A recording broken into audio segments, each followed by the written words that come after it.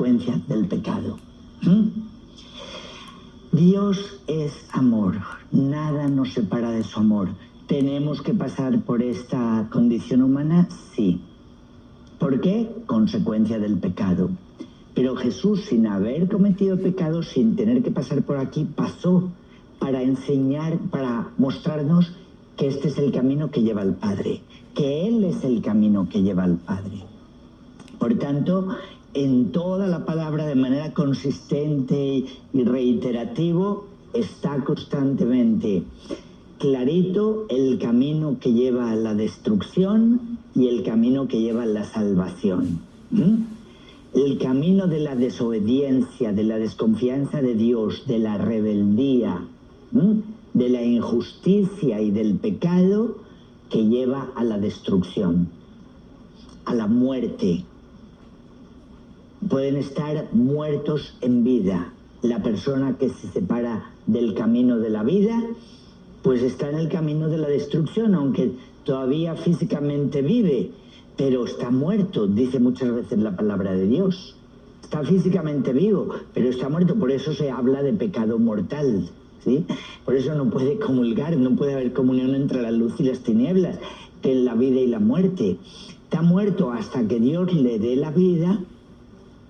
Está muerto porque la desobediencia le separó de la vida, que es Dios. Su rebeldía, así como desde Adán y Eva, rechazó el don de Dios. El pecado se puede definir como el rechazo del don. Desde Adán y Eva recibió la vida, recibió la mujer como perfecto complemento, recibió todos los árboles de la creación, pero desobedeció, no le hizo caso, como rechazo del don. Lo mismo el pueblo después. Constantemente se puede ver como el pecado el rechazo del don de Dios. El pueblo recibió la liberación de Egipto. Por medio de Moisés, Dios los liberó para llevarles a la tierra prometida que mana leche y miel. Al ratito estaban rechazando el don. Estaban quejándose: ¿por qué nos has sacado de Egipto? Al menos ahí tenemos que comer. Estaban rechazando el don, ¿no? Y así muchas veces rechazamos los dones que Dios nos da. Y ese es lo que nos priva de la vida, porque Dios nos viene a dar la vida y uno es el que se cierra. Dios está a la puerta llamando para entrar y enriquecernos, y uno es el que le cierra la puerta. Y fiándose más de su cortedad de miras, de su torpeza humana, que de Dios, que es la sabiduría infinita. ¿Sí? Y ese es el drama de la historia de la humanidad. La rebeldía del ego humano, que prefiere su ceguera que la luz. Dice, prefirieron las tinieblas a la luz.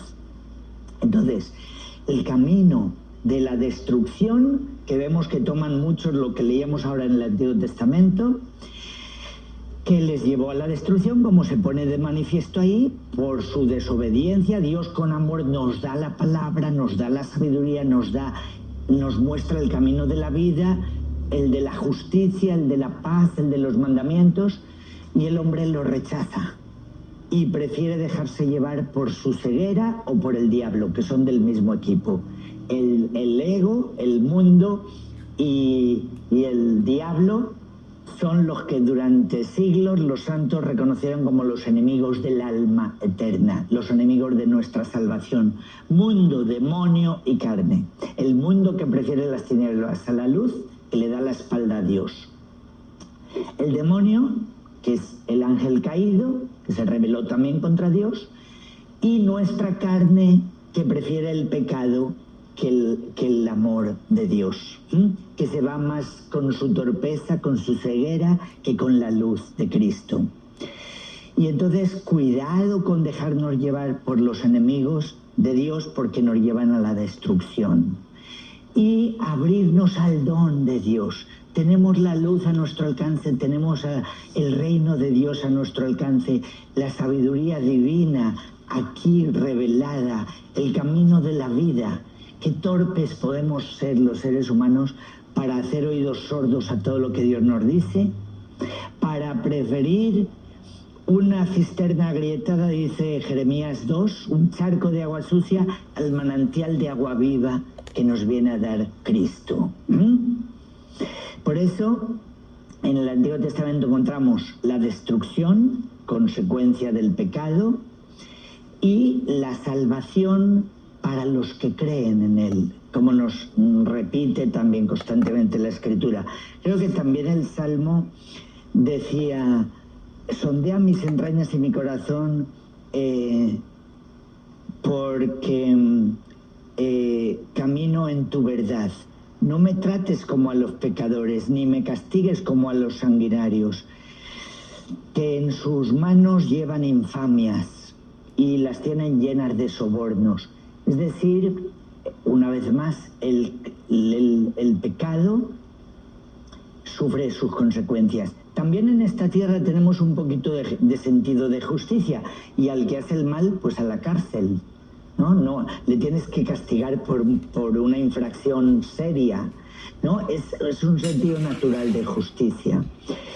Y el Señor nos llama a vivir en sus caminos, en la integridad. Decía el Salmo: yo en cambio camino en la integridad. Sálvame, ten compasión de mí, porque escojo el camino recto, y en la asamblea bendeciré al Señor. ¿Sí? Y entonces vemos a Jesús que en este Evangelio es una manifestación más de su divinidad. Todo milagro es una manifestación de su divinidad. ¿Quién puede calmar los vientos y el mar? ¿Quién puede dar la vista a un ciego? ¿Quién puede cambiar el agua en vino? ¿Quién puede multiplicar los panes? Todos los milagros manifiestan la divinidad. Y era una ayuda que Dios en su misericordia nos dio para que creyéramos que lo que Jesús nos decía era la verdad, era de verdad el camino de la vida.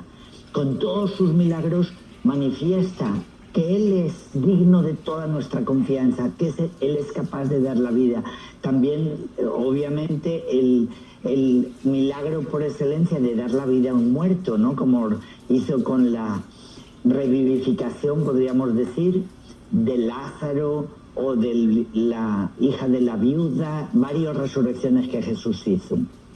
Por eso es digno de toda nuestra confianza.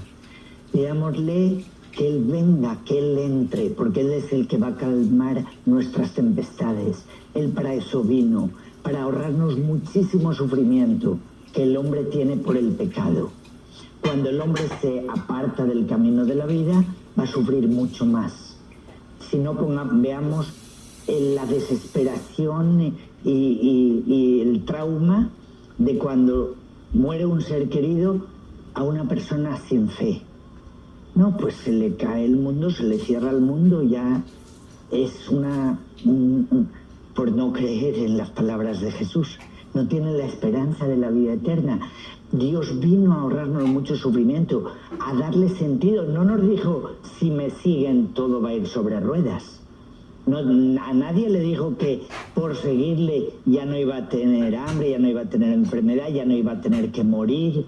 No, en el mundo tendrán tribulación. Pero ánimo, yo he vencido al mundo, y lo que les dará la victoria sobre el mundo es la fe.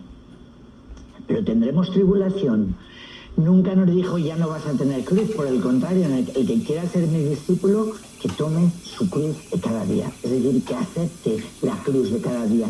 Cristo no vino a quitarnos la cruz, sino a darle sentido a la cruz.